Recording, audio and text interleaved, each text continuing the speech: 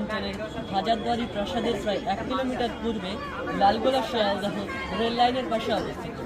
এই মসজিদটি নবাব সরফরাজ খান 1740 খ্রিস্টাব্দে তৈরি করতে শুরু করেছিলেন, কিন্তু তিনি গিলিয়ার যুদ্ধে আলিবর্দি খানের কাছে ফিরে যান এবং মারা যান। তার ফলে তিনি সম্পূর্ণভাবে এই মসজিদটি তৈরি করতে পারেন না। ফৌতি মসজিদে ফৌতি কথাটি উৎপত্তি হচ্ছে আরবি শব্দ ফৌত থেকে।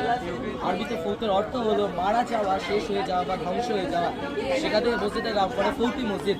কেননা নবাব সরফরাজ খান এটি নির্মাণ কাজ শুরু করলো, এটাকে সম্পূর্ণ করার আগে তিনি মারা যান এবং এটি অসম্পূর্ণ থেকে যায়। এই মসজিদটির দৈর্ঘ্য প্রায় 44 মিটার, প্রস্থ 12 মিটার এবং উচ্চতা 13 মিটার।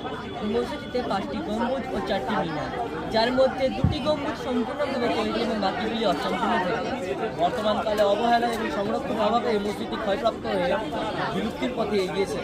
আমাদের মডেল তৈরির উদ্দেশ্য হচ্ছে জনসাধারণকে এই মসজিদ সম্পর্কে, এই স্থাপত্য সম্পর্কে সচেতন করা এবং আর্কিওলজিক্যাল সার্ভে অফ ইন্ডিয়ার দৃষ্টি আকর্ষণ করা, যাতে তারা উপযুক্ত পদক্ষেপ গ্রহণের মাধ্যমে এই স্থাপত্যটি সংরক্ষণ এবং সংস্কার করে থাকে।